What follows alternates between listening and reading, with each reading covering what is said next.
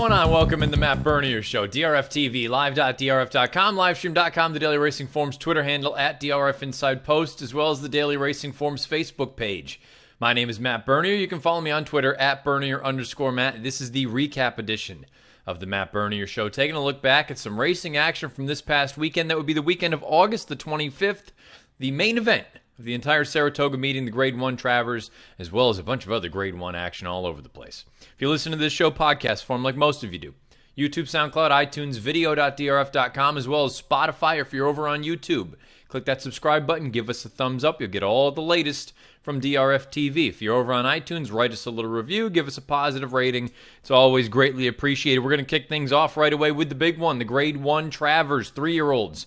Mile and a quarter on the main track, up at the spot, a field of 10 signed on. No Justify. The Triple Crown winner has been retired, but you know, you had a pretty competitive field signed on. You had Good Magic, who ultimately went as the 7-5 favorite at post time.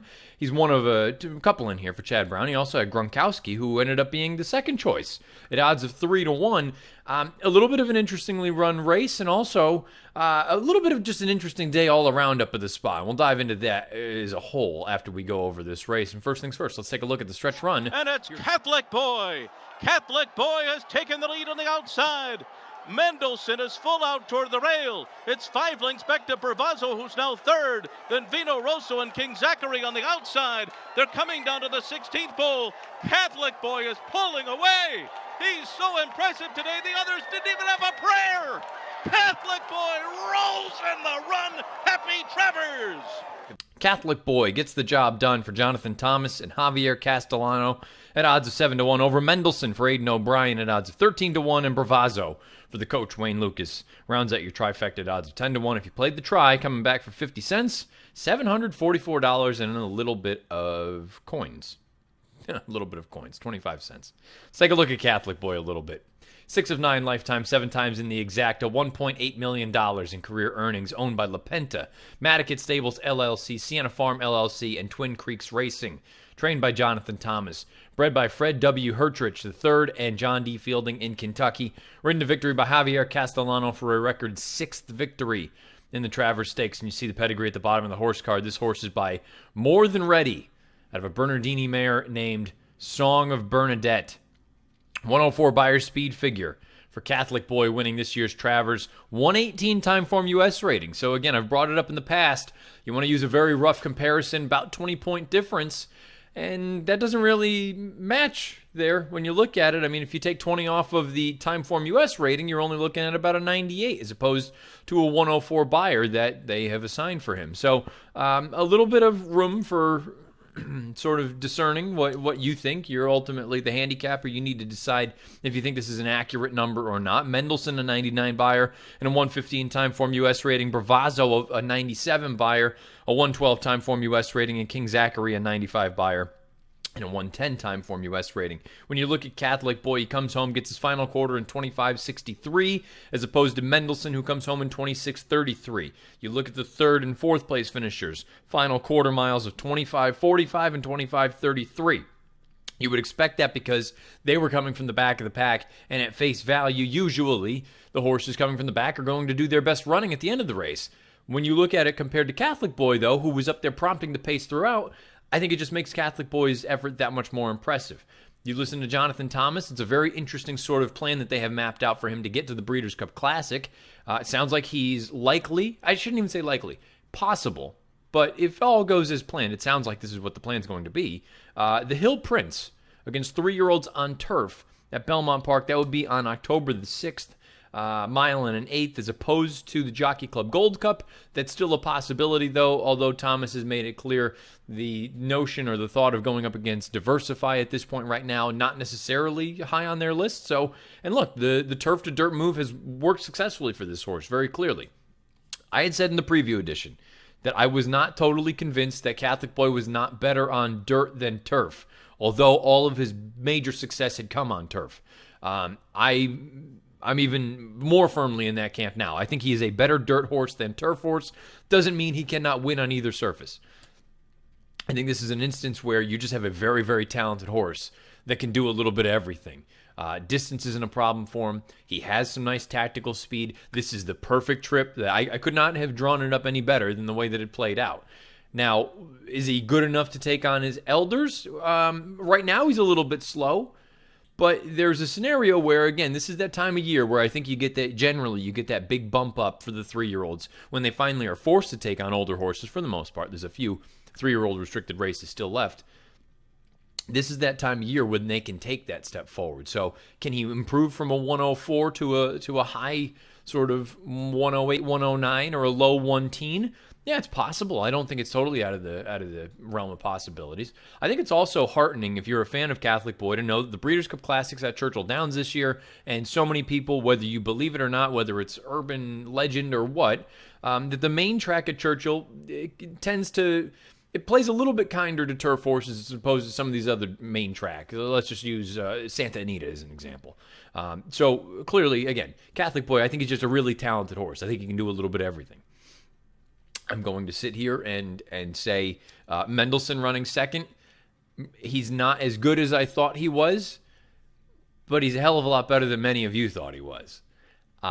I think this is a very encouraging race from him. Now, he got tired at the end of this, but when you factor in his last race had come at the beginning of July, same as Catholic Boy, so that's not a huge excuse for fading as badly as he did, but this genuinely feels like a nice building block or a stepping stone to get to the Breeders' Cup Classic, and it sounds like Aidan O'Brien will just train him up to the Classic, excuse me.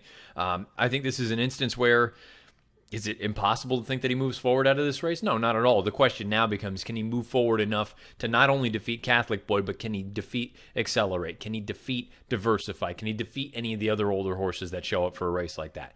I'm not totally convinced, but we still have some time. At the end of the day, he's a very, very nice horse, and whatever they choose to do with him, again, it sounds like the Classic, he's a nice horse, and I'm just happy as a fan to see him put forth a representative effort. I think this is more what he was as opposed to the Dwyer, as opposed, obviously, to the Kentucky Derby. And you know what? He's not as good as the UAE Derby, but he's a very, very talented horse in his own right. One other horse that I really want to touch on is the third-place finisher, Bravazzo.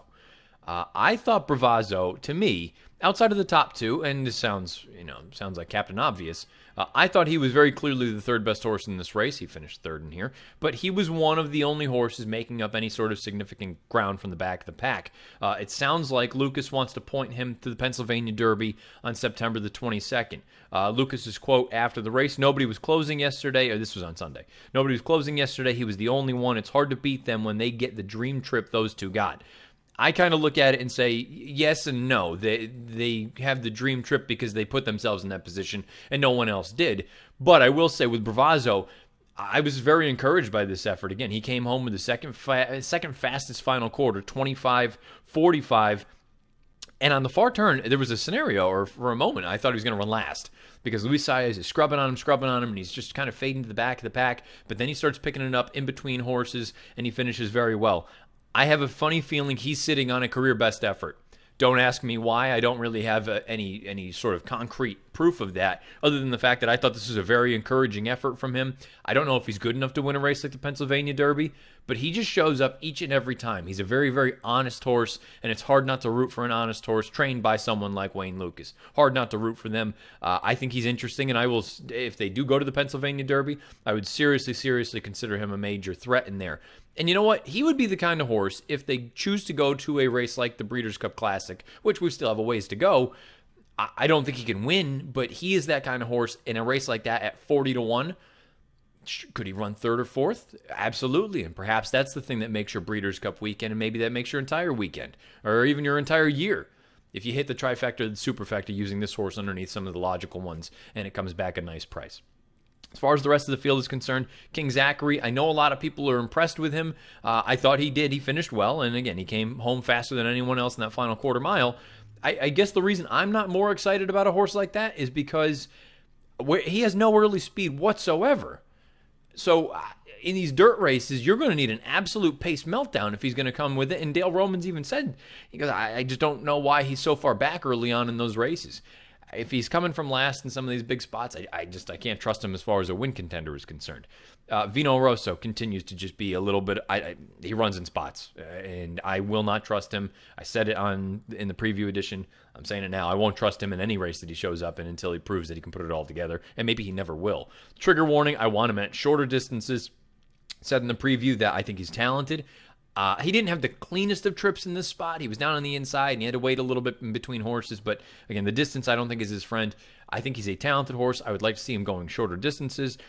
Tenfold, just he wasn't that good. I hate to say it, but again, I didn't like the Jim Dandy coming into it, and I think that kind of was validated with the way that those horses ran in this spot. We need to discuss the bottom three finishers who happen to be the three horses on the morning line anyway that were the favorites, and I think rightfully so. Ultimately, Gronkowski, Good Magic, and Wonder Godot. Gronkowski just slow out of the gate again, and then finally once Joel got into him and he kind of wanted to start going, he was kind of keen in and amongst horses, didn't really work out, and he just had nothing down the lane. Sounds like there's a possibility he runs in the Jockey Club Gold Cup, given his affinity for Belmont Park and some longer distances. Good Magic was wide on the first turn. That doesn't help his cause, but he just never really had any sort of oomph. He never looked like a threat at any point in the race. He's better than this, we know that, but at the same time, you have to wonder, how good is he? I think he's talented, and I think he can obviously win races. But I mean, is he a Breeders' Cup horse? I don't know.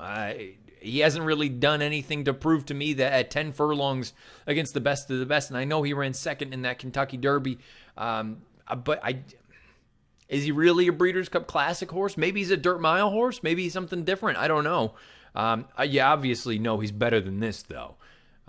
The question now is what is his game? Where does he actually fit? I wouldn't mind to see him in a race like the Pennsylvania Derby. We'll find out. Nothing has come out this far about Good Magic. And Wonder Godot, the last horse we'll talk about. She was in a very good position, and when the real running started, she offered nothing. She had nothing. She's better than this. They took a shot. It was an ambitious move. It didn't pay off. She's a talented horse. I think she fits with the girls. I don't think she fits with the boys. But there's no reason to think that she can't be interesting in other big races this year against her own sex and against more reasonable company.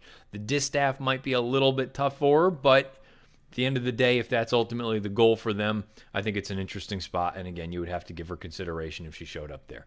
I thought the top three all ran very well, but one horse very clearly was the best on Saturday afternoon.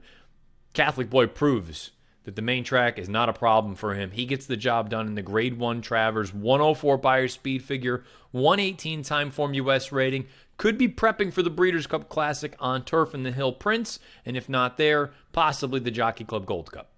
We're going to take the Grade 1 action from Saratoga in reverse chronological order. So let's take a look at race number 10. This is the field for the Grade 1 Sword Dancer at 1.5 miles.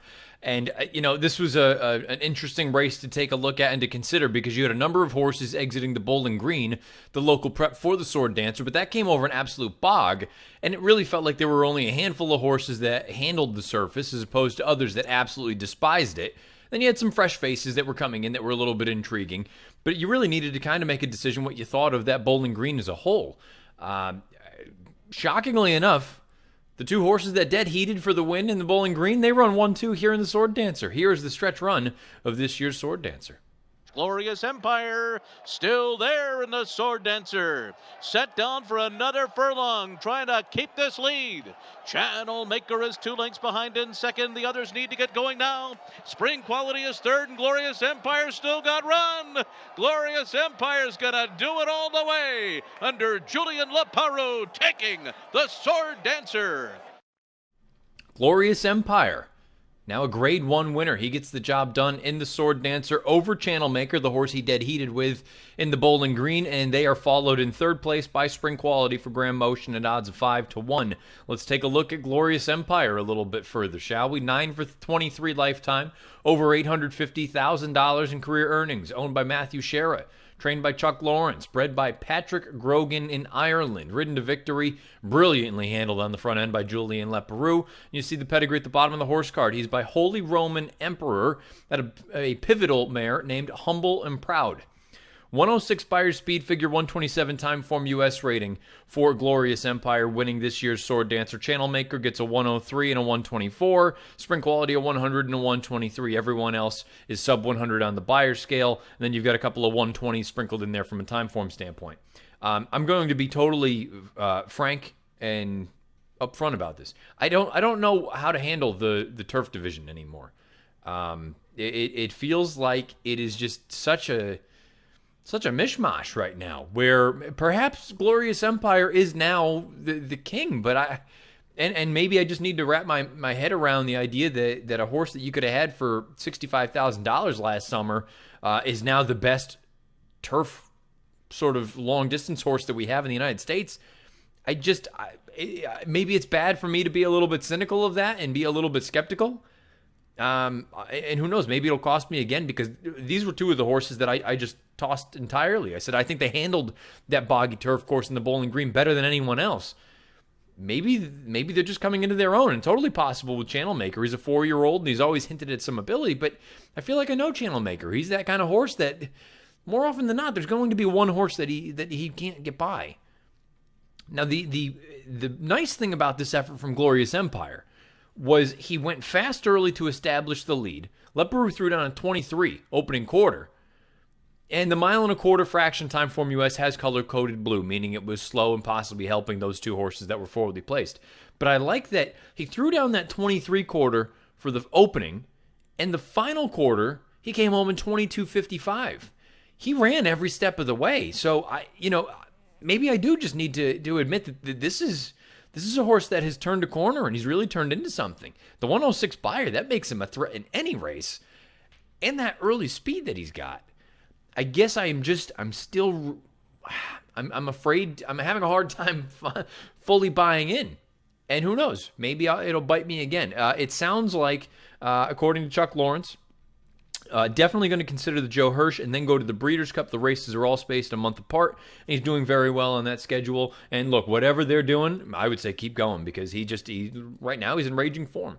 I also think there's a little piece of him really appreciating Saratoga, but at the end of the day, this was a big effort. Channel Maker, as I made mention, I think he's always going to be one of those horses that, I guess it depends on the price. 7-1, too late for me to be enticed, but I always feel like there's at least one that maybe, he can't quite get by. Spring Quality, considering he had his little issue trying to get to the Arlington Million and coming back here running as well as he did, thought this was encouraging. No reason to think that he can't take a step forward. I believe Graham Motion tweeted that they will be looking at the Joe Hirsch as his sort of prep to go into the Breeders' Cup. High Happy, I had speculated prior in the preview edition that perhaps he was going off form. He ran okay here and just okay. And I hate to say it, I think that's what you can say for the rest of this field. Everybody just ran okay. So if you're questioning the top two who have been boss at Saratoga, Glorious Empire and Channel Maker, and let's say you don't love Robert Bruce, the winner of the Arlington Million. I happen to love Robert Bruce. I think he's the best turf horse that we have. Outside of them, what do we got here? What are we doing? The turf division here in the United States right now is just a mess. And I normally don't consider these sort of moves, but I think you got to think long and hard, especially if you're in the same camp as I am. Now, maybe you love these horses, and that's you as a handicapper, you need to be the one to make that decision. As a handicapper, I'm looking at this, and I'm all of a sudden thinking something that I never thought I would think. I looked at that run from Fashion Business in the Del Mar Handicap a couple weeks back. I look at that and go, why couldn't he threaten to win a race like this? And if they're all going to converge on Churchill Downs for the first weekend in November, if it's not a European, why can't it be a horse like Fashion Business, where the distance isn't a problem for him? He's got a little bit of versatility. And if I am not shaking in my boots from any of these East Coast horses, again, I understand the East Coast turf. We always talk about it. It just seems like it's better than the West Coast turf, and the West Coast dirt is better than the East Coast dirt. Perhaps this is the year where things are a little bit different. I do think the Europeans have got to be looking at this saying, come on, November. Let's keep our horses together because we've got a prize that is ripe for the picking. And I don't want to make it sound like I'm disparaging the winner too much because, again, he ran a giant race. Glorious Empire is in tremendous form right now. I just want to know, can he continue this? So if they do choose to go to the hearse, that'll probably be the moment for me where it's either you're buying or you're selling. Because if he runs like this in that race, then I have to look at him and say, yeah, he's a legitimate threat to sort of wire a field in the Breeders' Cup turf. If he turns back into a little bit of a slightly lesser version of Glorious Empire, then all of a sudden my concerns might be validated. But for right now, look, you can't say otherwise. Glorious Empire's on a 2-race win streak. He's won the 2 big races at long distances up at Saratoga. He's a Grade 1 winner. Glorious Empire gets the job done in the Grade 1 Sword Dancer with big speed figures. A 106 buyer and a 127 time form U.S. rating. Sounds like the Joe Hirsch, followed by a date down at Churchill Downs in the Breeders' Cup turf. The Forego's a race I'm very much looking forward to discussing. Let's take a look at the field. Only 8 winning here. Grade 1, 7/8 of a mile on the main track. Your post-time favorite at odds of 4-5 was City of Light. City of Light coming in from Michael McCarthy. Grade 1 winner on the West Coast. He defeated Accelerate going 2 turns down at Oaklawn, and he, you know what, that 1.25 miles in the Gold Cup at Santa Anita, not his game, not his forte. You get him back to this is what he wants to do, and he figured to take a world of beating in here. Outside of that, you had some interesting alternatives if you were so inclined to take shots against. Ultimately, City of Light comes up a little bit short. Larry Colmus with the stretch run of this year's Forego. And comes charging on through, and they're into the stretch. Whitmore has come through on the inside. City of Light is right alongside. The two of them coming to the final furlong together. Whitmore's in front. City of Light runs hard at him on the outside. They're 1-2 at the 16th pole. Whitmore digs in, drifts out. It's gonna be Whitmore and Ricardo Santana Jr. to do it over City of Light. Whitmore gets the job done for Ron Moquette at odds of 8-1 over City of Light, your 4-5 favorite who runs second. And Limousine Liberal, a good effort from him beneath Jose Ortiz at odds of 6-1 to round out your trifecta. Let's discuss Whitmore. He's won half of his 22 lifetime starts. And you see he's been second or third on 7 other occasions. Just under $2 million in career earnings, owned by La Penta, Moquette, and Head of Plains Partners LLC, trained by Ron Moquette. Bred by John Liviakis in Kentucky, ridden to victory by Ricardo Santana Jr., and you see the pedigree at the bottom of the horse card. He's by Pleasantly Perfect out of a Scat Daddy mare named Melody's Spirit. 104 buyer, 124 time form U.S. rating for Whitmore winning this race. City of Light, 102 buyer, 123 time form U.S. rating. Limousine Liberal, 102 buyer, 121 time form U.S. rating. Now again, you got to factor in these numbers that I'm giving you from time form. They're factoring in the pace situation. So when we get to a horse like CZ Rocket, who runs 4th with a 100 buyer, but he earns a 123 time form U.S. rating, it's because he was up there prompting the pace throughout, and that's also why a horse like Heartwood, who ran 6th, he only earned a 97 buyer, but he also got a 123 time form U.S. rating. Those are the pace sort of incorporated numbers. You can look at the raw numbers and find those on timeformus.com.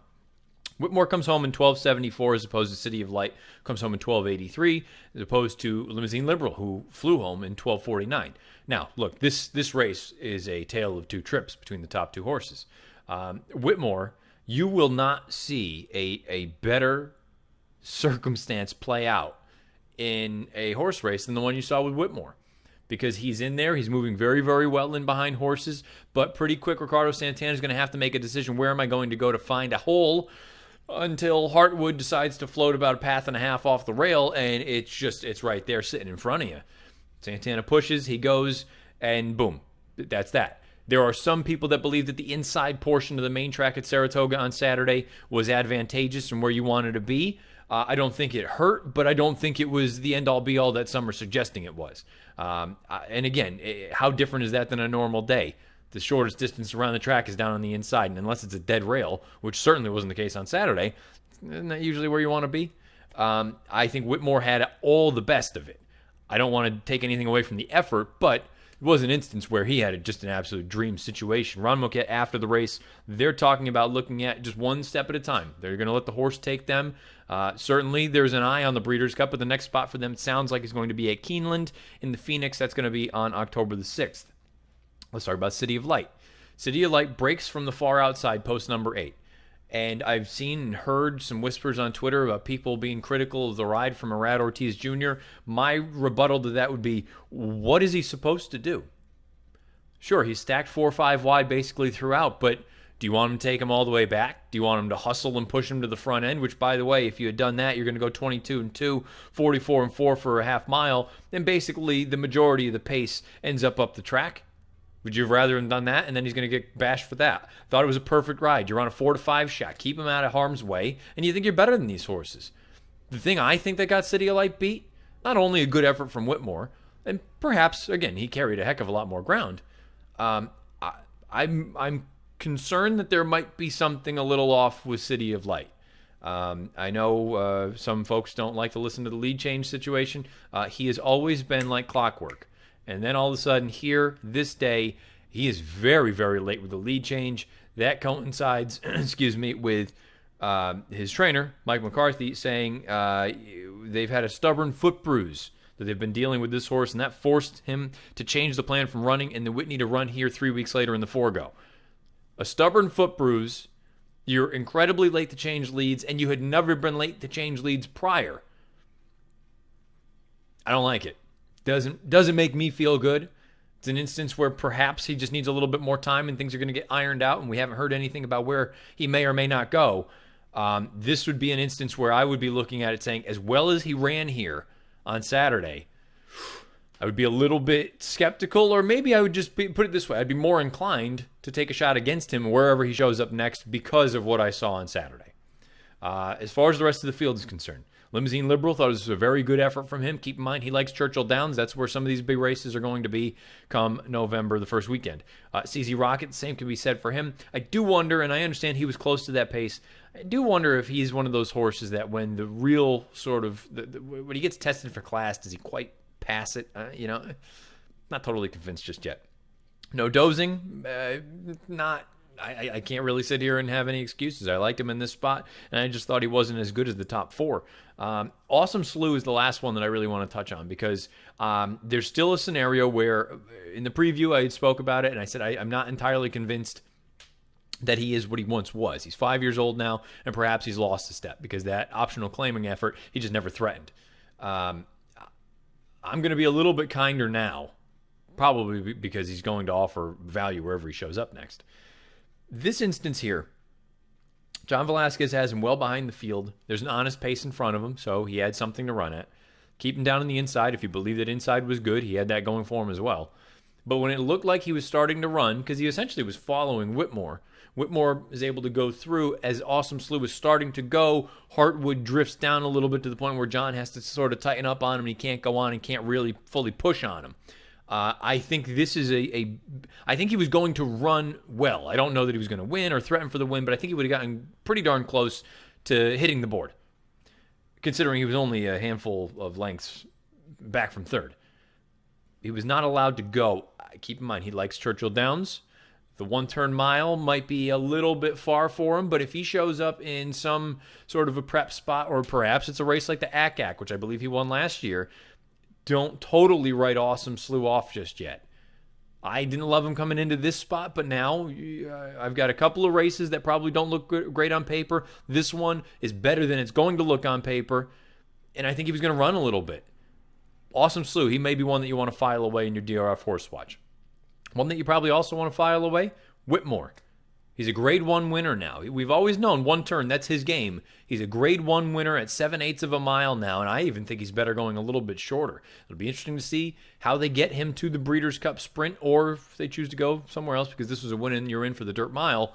Whitmore, it sounds like the Phoenix at Keeneland in the first weekend in October. Then after that, they're going to let the horse talk to them, let them know what's going on. But look, big effort from him, albeit with a beautiful dream trip up the inside. Whitmore's a grade 1 winner. He wins the grade 1 Forego, 104 Beyer, 124 Timeform US rating.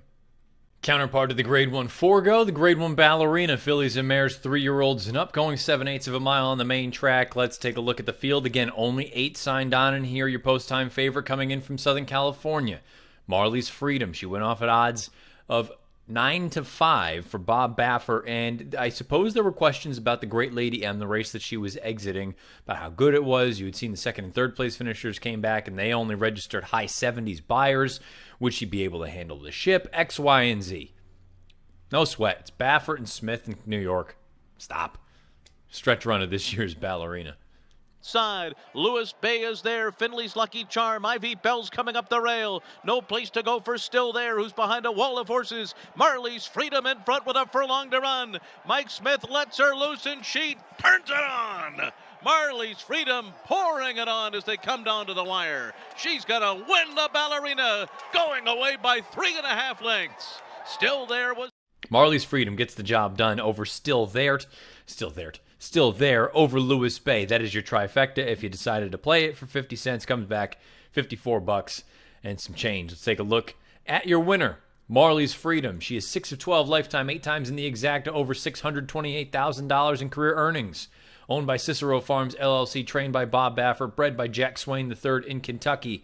Ridden to victory by Mike Smith, and you can see the pedigree at the bottom of the horse card. She's by Blame out of a formal gold mare named Relaxing Green. 100 buyer, 121 time form U.S. rating for Marley's Freedom, winning this year's Ballerina. Time form U.S. had the half-mile and three-quarters splits, both color-coded blue, meaning it was favoring horses on or near the early lead. A little bit more difficult for horses to make up some ground from the back of the pack.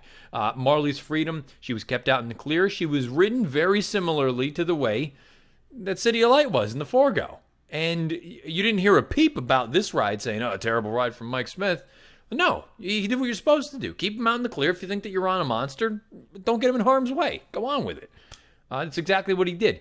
These two efforts also, by the way, combined with Catholic Boy's effort, that's what doesn't make me so totally convinced that you needed to be inside. Because if you needed to be inside, Marley's Freedom would have had no chance. City of Light wouldn't have been any closer than where he was.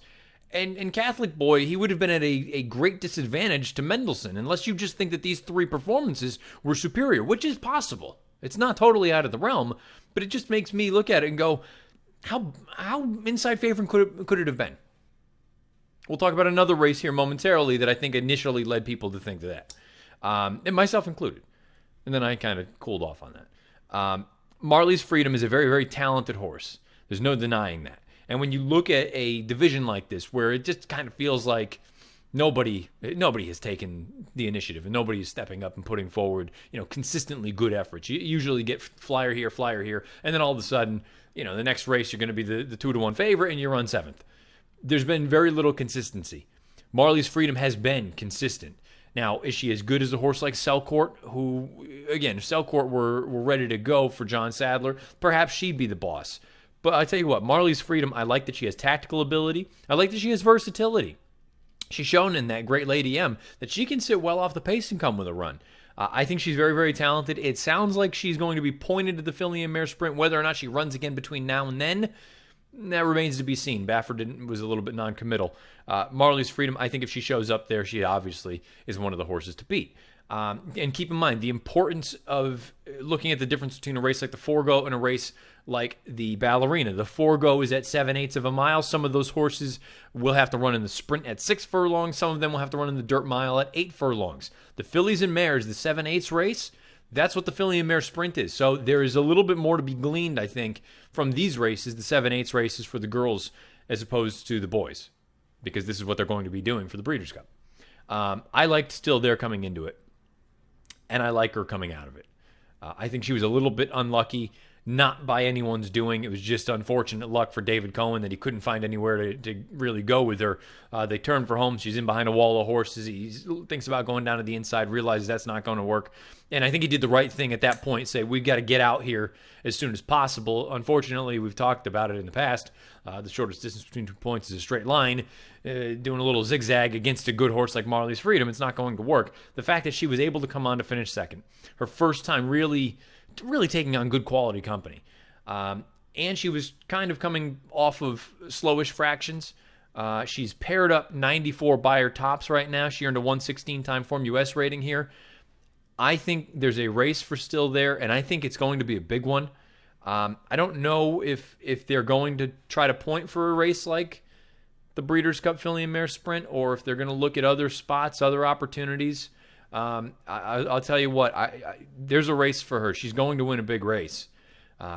We'll find out. I can only hope that they're setting the goal lofty. And just because she was beaten by more than 3 lengths by Marley's Freedom, I think she fits. I think she's right there with some of the better female sprinters that we have right now. And she's so lightly raced, again, paired up those 94 Beyer tops. That to me usually is a sign that the next start, you're going to get a big forward move. I'm just hopeful that Dane Kabisky and company look at things and say, you know what, let's get a little bit ambitious. We took a shot here, far from embarrassed. We were a little unlucky. Who knows, if things go a little bit clearer, you reverse the trips between her and Marley's Freedom, maybe there's a little bit of a different result. Who knows? I think there's a big race for still there. As far as the rest of the girls are concerned, I've said it before. Lewis Bay, when she's one of the favorites, I'm not afraid to take a shot against her. As impressive as she was in the Bed of Roses, I know Lewis Bay. Union Strike, I thought this was a good effort. She probably would appreciate a little bit more pace, and maybe she's one that you want to keep an eye on going forward for maybe a race like the Filly and Mare Sprint or somewhere else, because if you do get a fast pace, she's going to come with a nice bid. Keep in mind, this is really only her second start in, 6, 7, 8 months, so not a bad effort from her. Ivy Bell, admittedly a little bit disappointing in my opinion. Tekalita, don't hold that race against her. She's probably not this good. Same with Karen, or Karen, I don't know how you want to pronounce that. Finley's Lucky Charm. I think I don't know. I'd said coming into it that I didn't think that she was what she was last year now. I felt like she had lost something despite winning that honorable miss with a career best figure of 104, and I thought she was better going shorter. Whether or not that all of those reasons are why she ran as poorly as she did on Saturday, we'll find out. I think she's better going 6 furlongs. I don't think she's as good as she was as a 4-year-old, now as a 5-year-old, despite having a grade 1 earlier this year and that 104 2 starts back. I just kind of, again, I don't know where you want to go with her at this point. And truth be told, I understand if they took a shot for the Filly and Mare Sprint. I just don't think 7/8 is what she wants to do, despite a good record there. I think she's better at 3/4. We know who likes 7/8 of a mile. That's Marley's Freedom. We know she's in great hands with Baffert and Smith. And we know that she can ship out of town and be successful. She gets the job done in the Grade 1 Ballerina, 100 Beyer, 121 time form U.S. rating, and it sounds like it's on to bigger and better things, the Breeders' Cup Filly and Mare Sprint at Churchill Downs. One of the more hotly discussed races from this past weekend was the 7th race at Saratoga on Saturday, the Grade 1 Personal Ensign. 1 1/8 on the main track, fillies and mares, 3-year-olds and up. It was a field of 6, but really it was a field of 2. Came down to Abel Tasman versus Elate. Abel Tasman and Elate, they have met on 2 other occasions. One was in the Coaching Club American Oaks last year here at Saratoga, and they put on a show. Could barely separate them at the end. Then they matched up again in the distaff out at Del Mar, and Abel Tasman finished ahead of Elate that day, but we didn't get Elate's best that day. Now they show up here. They both have come into this in very good form on the heels of big graded stakes victories. Would we get something as compelling as what we had in the CCA Oaks last year? We got that and then some. Here's the stretch run from Larry Colmus. And the 2 of them hook up again in the Personal Ensign. Abel Tasman put to a drive. Elate takes it to her with a furlong to run. They are nose to nose, stride for stride. Abel Tasman and Mike Smith, Elate and Jose Ortiz. Who's it gonna be? Abel Tasman determined. Elate can't get by. Here's the wire. Oh, Abel Tasman did it. She won it by a neck over Elate. Abel Tasman prevails by a neck over Elate, who was nearly 10 lengths clear of the 3rd place finisher Wildcat in this year's Grade 1 Personal Ensign. Not without some controversy. We'll dive into that in a moment. Let's talk about Abel Tasman, though, a little bit more. She's 8 of 14 lifetime, 12 times in the exacta, over $2.7 million in career earnings, almost at $2.8 million. Owned by China Horse Club International Limited and Clear Sky Farms, trained by Bob Baffert. Bred by Clear Sky Farms in Kentucky, ridden to victory by Mike Smith, and you see the pedigree at the bottom of the horse card. She has to be the most accomplished son or daughter of Quality Road at this point out of a deputy minister mare named Vargas Girl. Now here's an interesting piece to discuss as well. 105 Beyers for each Abel Tasman and Elate. 133 time form U.S. rating for Abel Tasman, 131 time form U.S. rating for Elate. When you look at those 2 numbers, and again, using that very, very rough sort of 20-point differential, there's a case to be made that if you use the Beyer number as sort of the more accurate or the more appropriate one, that the Timeform US ratings should be in the 125 range. If you use the Timeform US figures as sort of the more closely accurate one, then the Beyers should be somewhere in the low 1-teen range. Abel Tasman in the ballpark of a 113, Elate in the ballpark of a 111. That's a striking difference. 6 to 7 points. That's a significant piece there. Regardless, and again, you as the handicapper, you're the only one that can figure that out. This was a hell of a stretch run.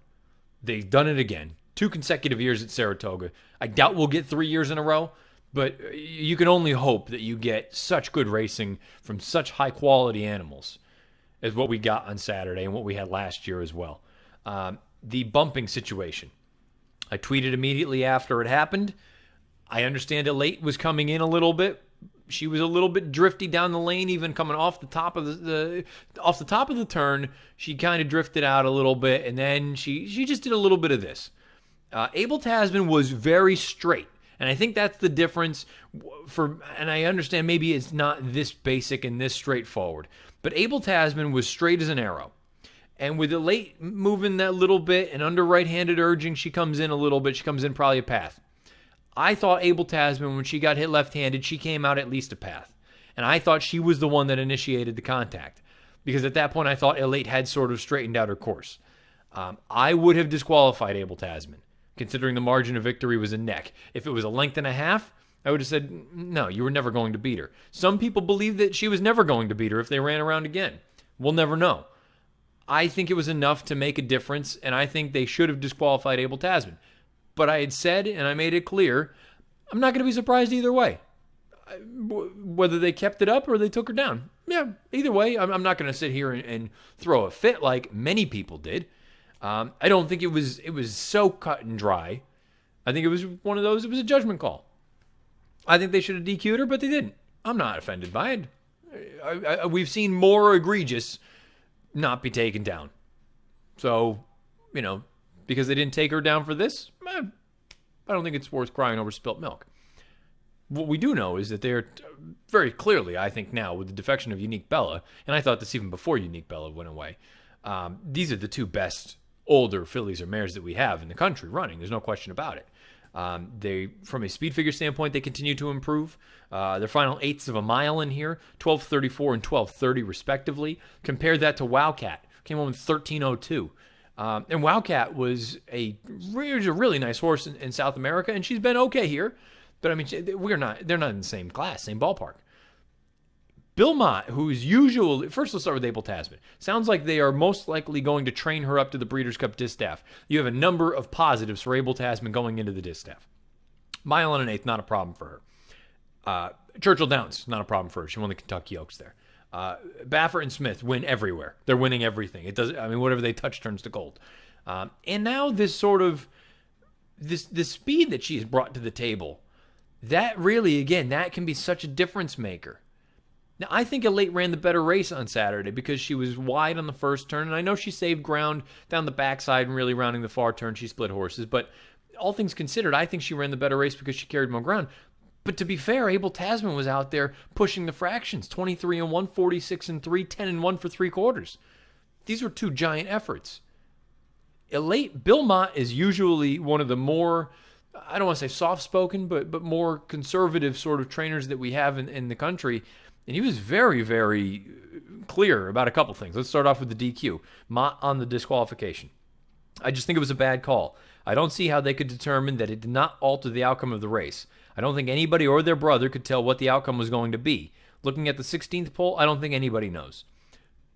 That's why I was sort of on the side of it looks like it's a, they're head and head, nose and nose, and there's a bump. And then all of a sudden, Elate doesn't go on with it anymore. That's, again, just my opinion. I'm not outraged by it. Here's the important and the interesting piece to note from Mott's quote in the follow-up. This was filed by Dave Grenning, I believe. In order for there to be another showdown between these 2, Mott's quote, they might have to put her in the Classic to meet us. I just think she's that good. In all due respect to all of our other competition, I'm not taking anything away from anybody. I just believe in our horse. Not trying to be cocky or arrogant. I think we're going to take it under serious consideration, meaning running her against the boys at 1.25 miles in the Breeders' Cup Classic as opposed to the Breeders' Cup Distaff. For Mott to be that confident, not that he's not confident with other horses, but for him to be vocal about it and outspoken, I think that just goes to show what he genuinely believes of Elate. And we've long talked about the 1.25 miles for her. She's built like a tank. And I think that 1.25 miles is going to be very, very beneficial for her should they go that direction. You would imagine the Beldame would be the logical prep spot for her to whichever race they choose to run her in at Churchill Downs. I would be, for one, very excited to see that. When you consider the difference between the Distaff and the Classic, from a distance standpoint, she can handle 1.1 miles, obviously, but I think she's better at 1.25 miles. If you go to the Distaff, you need to deal with Abel Tasman, which, again, I think under the right circumstances, this is a coin flip. I don't think talent-wise between the two of them, I think they're very, very close. You go to the Classic, though, outside of Accelerate and Diversify. I mean, could you peg Elate in as the third choice in there? I mean, is she ahead of Catholic Boy? Is she ahead of some of these other horses? It's entirely possible. I have to be honest. I kind of agree with the notion of let's run her. What do we have to lose? What do we have to lose a runner in the Classic? I think it's interesting. I think it's going to be fascinating to see how everything continues to transpire. And who knows? Let's say for some reason, God forbid, there's a defection from Abel Tasman out of the Distaff. Then all of a sudden, do they reconsider and say, let's go there where we're going to be the favorite again? She was the favorite in the Distaff last year. At the end of the day, this is a fantastic horse race between two fantastic fillies.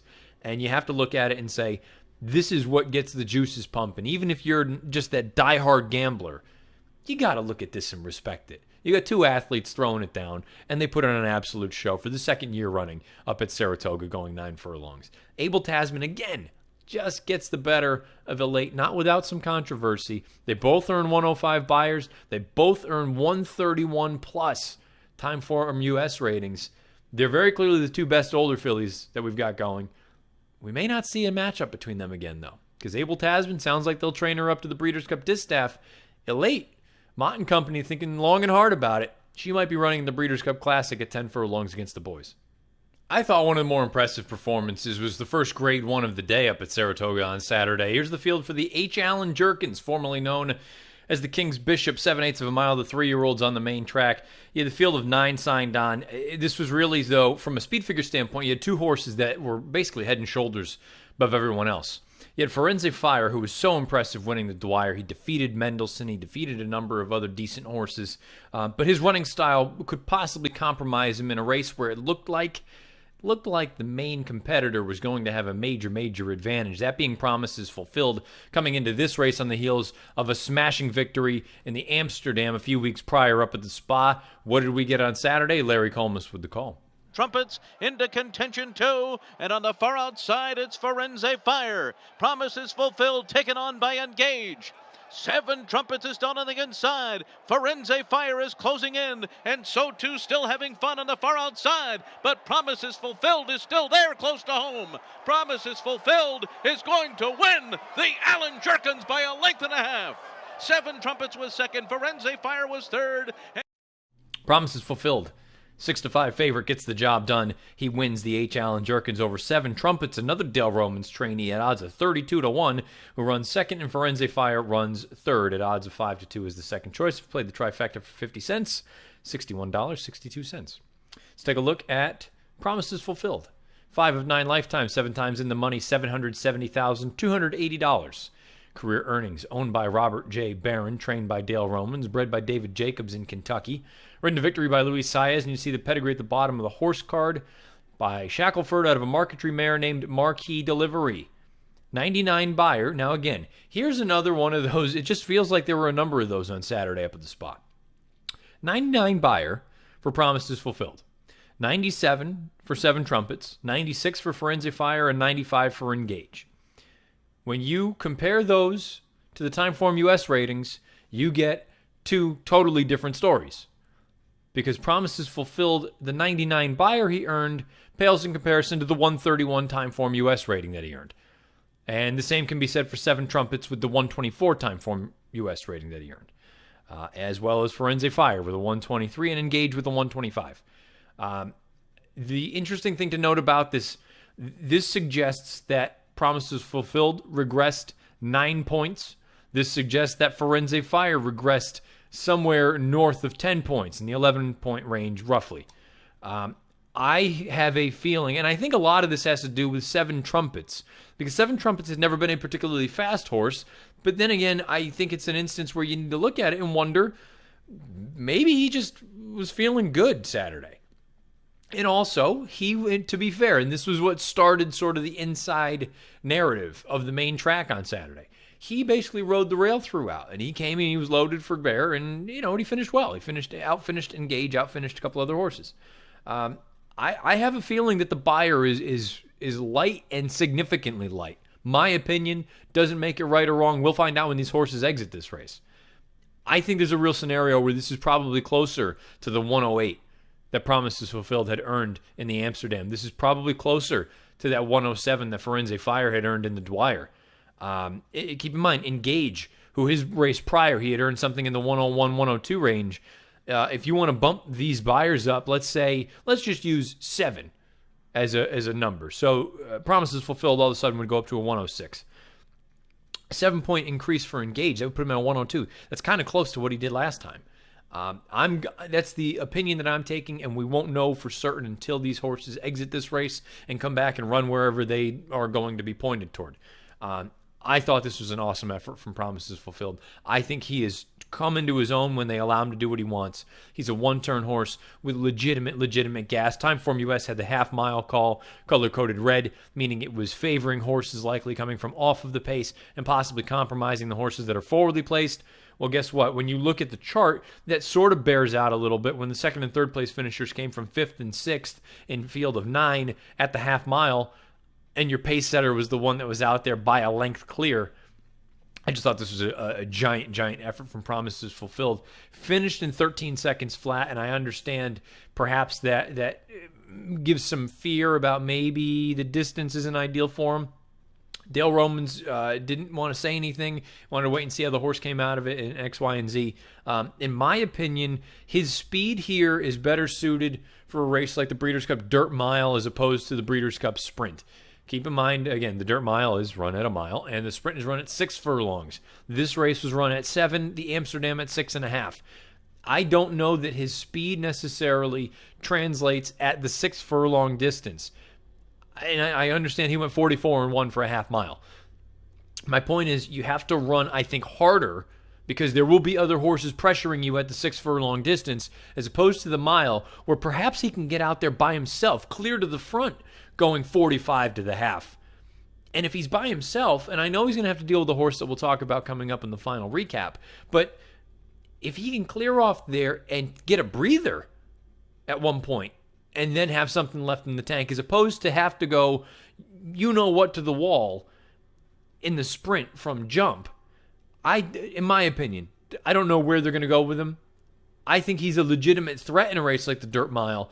And in the sprint, I'd have to think long and hard. I can't help but think in an instance, in the Dirt Mile, he'll have to face Catalina Cruiser and some other nice horses. In the sprint, he'll have to face likely Ransom the Moon and Roy H. But I'm thinking most importantly Imperial Hint. I'm not sure that he is capable of doing something like this against the likes of Imperial Hint as opposed to the likes of Catalina Cruiser in a race like the Dirt Mile. Again, I just think his speed here at 7/8, I think that's one of those things. To me, he's very much like his dad. Shackelford, I thought that speed, it translated going longer distances, not shorter. One-turn variety. Regardless of how you want to look at him, he's blossomed into a very, very nice horse. And I've turned into a giant fan of Promises Fulfilled. Very, very impressed. Seven Trumpets ran really well. Roman says may go to the Pennsylvania Derby with him on September the 22nd. Firenze Fire thought this was a fine effort. I would like to see him go in the Kelso at Belmont Park, one-turn mile. We know he loves Belmont. We know he loves the one-turn configuration. I would imagine eventually a Breeders' Cup Dirt Mile type. It's entirely possible. Engage, I do wonder if he's better slightly shorter. And I appreciate that there were different tactics this time around. They wanted to stay close and not have to try to make some sort of a big close into that.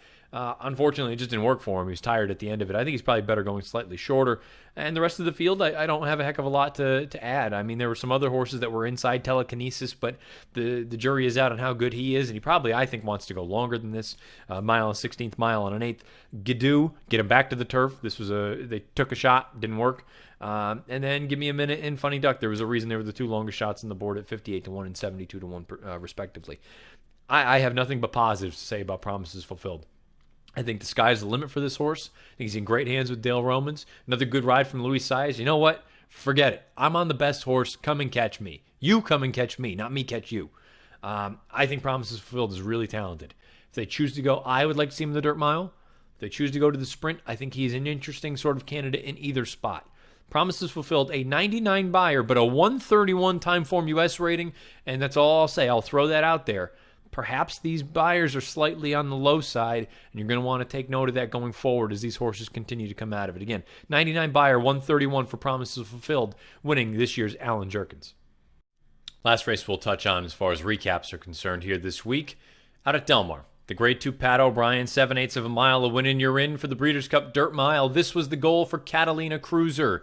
They had thought about going to the Woodward next week up at Saratoga, but the goal for him is the Dirt Mile. This was a win and you're in. They chose to stay home.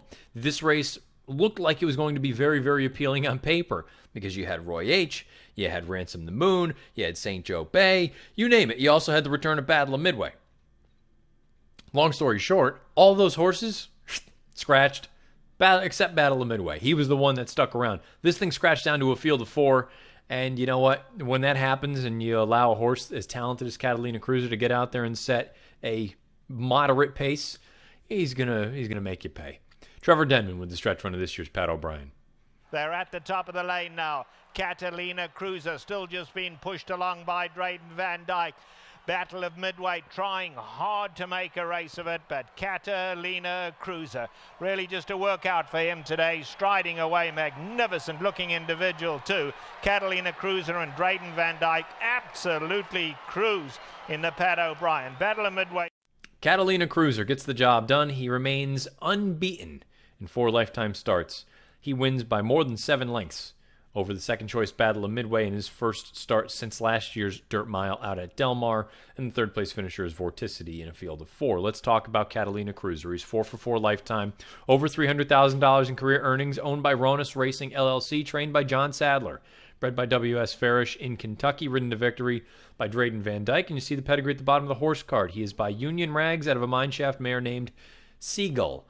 103 buyer, nothing official just yet from a Timeform US standpoint. Craig Milkowski, the chief figure maker over there at Timeform US, he had tweeted that the number would likely be somewhere in the high 120s, which sounds about right. Catalina Cruiser gets his final 1/8 of a mile in 12.76. When you compare that to the other 3 horses that ran, Battle of Midway 13.40, Vorticity 13.36, 3.5 India 14.08. We are talking lengths better. And that makes sense because he put lengths on the field as they came down the stretch. I hate to make this as bland as this. I didn't learn anything. I love Catalina Cruiser. Those of you that have listened to this for some time know I've been a fan of this horse really since he broke his maiden. I didn't learn a hell of a lot. He got out there. He set a moderate pace for him. They went 22-1 early on, and okay, that's honest enough. But then 44-4 for a half mile, 9-1 for 3/4, and then he just jogged home. The 103 buyer, yeah, I know he can run fast. What happens when he has to overcome a little bit of adversity? And I think that's really the only thing that still needs to be answered from this horse. We know he's fast. We know he's capable of going to the lead. We know he's capable of sitting off. But what happens when there's other talent in there that perhaps I'll just use because he was the last one we spoke of. What happens if Promises Fulfilled is the one that's out there setting that fast pace? And sure, Catalina Cruiser has the ability to work out a good sort of stalking trip, but what happens when Promises Fulfilled doesn't spit it the way some of these other horses have? Or if he can't get out to the front end, does he run giant like this? Because really all 3 of them, his 3 giant races all came with soft early leads. You got to call a spade sometimes. I love him. I think the sky is the limit. But I am a little bit curious what happens when he has to get pushed a little bit. That's all. It's not a knock. I'm just curious. Battle of Midway, 89 buyer. I don't think this is... Look, he was certainly not ready to go. This was a race that was used as a starting off point. Now the question becomes, how good is he actually? Because if you take that Dirt Mile out of his PPs, he's a nice horse, but he's not really a Breeders' Cup caliber runner. We have some time to figure some things out. I'd imagine they're going to run him once more. Where? I don't know. But I would imagine you get one more run into him if they do try to get to a race like the Dirt Mile. And I don't have anything else to say about the other two horses, Vorticity and 3-5 India. Catalina Cruiser and Battle of Midway, they were the two horses that people were focused on. Battle of Midway was short, needed a race, got that. Probably get some fitness, and wherever they choose to go next will be interesting. And Catalina Cruiser, I knew he was fast. I knew he was talented. He looks awesome out on the racetrack. I didn't learn anything here. He's in, though. Breeders' Cup Dirt Mile, that's going to be the goal. He's already in. Sounds like they may just train him up to it. May not have another race in there. He just continues to improve. And you know, again, the sky is the limit. A long-term goal, they've already made it clear, is the Pegasus World Cup out at Gulfstream back in January. But first things first. Let's get him to the Breeders' Cup. Let's get him to the Dirt Mile. Catalina Cruiser puts on another show. Nobody's ever really been close to Catalina Cruiser at this point through 4 lifetime starts. He gets the job done in the Grade 2 Pat O'Brien with a 103 Beyer speed figure, and likely somewhere in the high 120s as far as Timeform US is concerned. We're going to head on over to the stakes montage because there was a number of other really strong action coming up this past weekend, but there's just not enough time to dive into all of them. So you get racing from Saratoga, Woodbine, Parks, you name it. It'll all be in there. Here's this week's stakes montage. Hawksmoor, 1-2 as they turn for home. Proctor's Ledge on the outside is next. Arabian Beauty is down toward the inside. Off limits trying to put in a bid, but it's Kidora. Kidora still there down to the 16th pole, holding off Hawksmoor and the others. They're coming down to the line, and Kidora does it in the Bolston Spa. Called up on the outside. Mr. Haverkamp still needs a run. Didn't get it. And down the outside, Vanish. Now Mr. Haverkamp's got a split. Lassardam being attacked by Mr. Haverkamp. And down the outside, Vanish is running on well. It's Mr. Haverkamp racing clear. Vanish down the outside. Mr. Haverkamp in front of Vanish. And then Sweet Little Man. And it's Mr. Haverkamp going away to win. Mr. Haverkamp onto the Woodbine Mile next. Mr. Haverkamp first. Vanish in the photo for place with Sweet Little Man. And then holding goal. To the far outside, it's Diamond King in front. Diamond King has the lead with an 8 to go. Axelrod coming hard on the far outside. Here comes Axelrod, and he'll surge past them all. Joe Bravo takes command with Axelrod, and he is beginning to draw away. Axelrod by 2, Axelrod by 3. Axelrod, a big run from off the pace to take the Smarty by 4. Diamond King was home, second. And it's Sky Promise drawing clear. Day Raider down the center of the track. 16th out. Sky Promise. Day Raider not going away. The first winner, Spangled Jimmy. The last, Sky Promise. Back in the center, down the lane in the catch a glimpse. And out in front, Eye in the Sky. Tackled by Charmaine's Mare, My Girl Betty, and Bold Script finishing up on the inside. They all come at this leader. Eye in the Sky trying to hang on. On the outer, coming at this leader is My Gal Betty, then Bold Script. CC Tequila is late. But My Gal Betty running away. My Gal Betty looking all over a winner from Charmaine's Mare, Bold Script. And down to the line, My Gal Betty has scored well. My Gal Betty 4 lengths, Charmaine's Mare. Bold Script third. Now on the outside, Tatters to Riches. Fleet Ascends Tough won't give up the chase. These two now pull clear from the rest, and it's Tatters to Riches going the better of the pair with a 16 to go, and Tatters to Riches has put them away. Tatters to Riches and Tyler Bay's comfortable winners of the Shared Belief. Tatters to Riches, a Fleet Ascent. Shiver Me Timbers third, then Yulong Warrior. Moment, Thundering Sky, they're after Code Warrior. Quarter Ballet the center, Malibu Bonnie the inside. Right out wide, Thundering Sky, and Let It Ride Mom. They come together very deep on the track. And Rajiv Mirage says go on Thundering Sky, but Code Warrior's well out in front. And they're not catching Code Warrior. Code Warrior has won the Seaway Stakes 2.5. Thundering Sky second, third Malibu Bonnie. Just grazed me.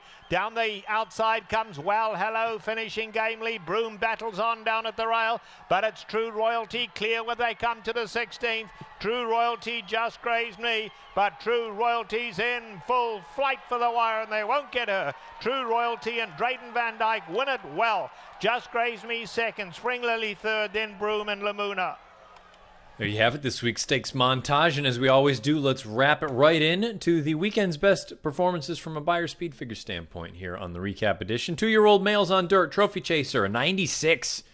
A maiden special weight race down at Gulfstream, 96 for a 2-year-old, that's something. I'm sure his name might come up, and possibly in a show like Out of the Gate here in a few days. Spoiler. 2-year-old fillies on dirt, Tide, Fighting Mad, Honey from the South, 82 Buyers in a maiden special weight out at Del Mar. 2-year-old males on turf, 40 under. 75 in a maiden special weight up at Saratoga. And 2-year-old fillies on turf, My Gal Betty, a 74 in the Catch a Glimpse up at Woodbine. 3-year-old males on turf, talked about him at the top. Star of the weekend, Catholic Boy, a 104 buyer winning this year's Travers. 3-year-old fillies, Jean Elizabeth, 84 buyer and an optional claimer out at Arlington Park. 3-year-old males on turf, Seahenge, well beaten in the Sword Dancer, but nonetheless, he earned a 92. 3-year-old fillies on turf, Surrender Now. She is quite the turf sprinter. She gets a 92 and an optional claimer out at Del Mar. Older males on turf, Whitmore takes the honors with a 104 buyer in the Forego. The older fillies, we have a tie. And really, again, I talked about it. There's no way to separate these two. Abel Tasman in the late 105 buyers in this year's Personal Ensign. Older males on turf, Glorious Empire. Maybe he's just turned into the boss. 106 buyer in this year's Sword Dancer. And the older females on turf, Chanteline. 104 buyer in the Smart and Fancy at Saratoga. The reason I did not put the Smart and Fancy in the stakes montage, as anyone that's familiar with it, there was a spill rounding the far turn, and just based on where video would get cut, I wasn't totally sure where it would be, so chose to bypass it, but a tip of the cap to Chanteline and the connections for winning the Smart and Fancy with a 104 buyer speed figure. Let's take a look at the DRF TV schedule of events for this week, and then we'll get you out of here. You're going to have stakes previews. You're going to have DRF bets races of the day. You're going to have no Weekend Warrior this week. Mike Watchmaker's off, so I will be filling in. You can find the write-up for the Weekend Warrior over on drf.com, but you'll also have Spot Babies. You'll have all sorts of stuff leading into Labor Day weekend, which happens to be, can you believe it, closing weekend at the Spa and down at Del Mar. At least Del Mar. We'll get Del Mar back in November, but closing weekend at the Spa until next year. So let's enjoy this final week. Hopefully we can all cash some bets and make some money. That's what's to come this week on DRF TV. And again, you can find all that stuff, including Out of the Gate, including the DRF Players Podcast, including the Matt Bernier Show, over on video.drf.com, as well as the Daily Racing Forms YouTube channel. Speaking of all that, if you've been watching live.drf.com, livestream.com, Daily Racing Forms Twitter handle at DRF Inside Post, or the Daily Racing Forms Facebook page, thumbs up. Thank you for doing so. If you listen to podcasts like most of you do, like most people do with everything these days, YouTube, SoundCloud, iTunes, video.drf.com, as well as Spotify. If you're over on YouTube, click that subscribe button. Give us a thumbs up. If you're over on iTunes, write us a review. Give us a positive rating. Always greatly, greatly appreciated. Questions, comments, concerns, whatever else it may be. I'm on Twitter, at Bernier_Matt. And if you want, you can fire away on YouTube underneath the video player. I'll occasionally respond to some of those as well. If you've been listening, however, thank you for doing so. I'll be back with a preview edition that will come up on Friday. If you listen to it live at noon, as we always do, it'll be after the DRF Players Podcast and before the latest edition of Out of the Gate. And if you listen to podcasts, sometimes it's up late Thursday night or early Friday morning. And we'll get you ready for closing weekend up at the Spa, as well as the Del Mar Thoroughbred Club. Until the next time, however you're playing, whatever you're playing, wherever you're playing, best of luck. This has been the Matt Bernier Show.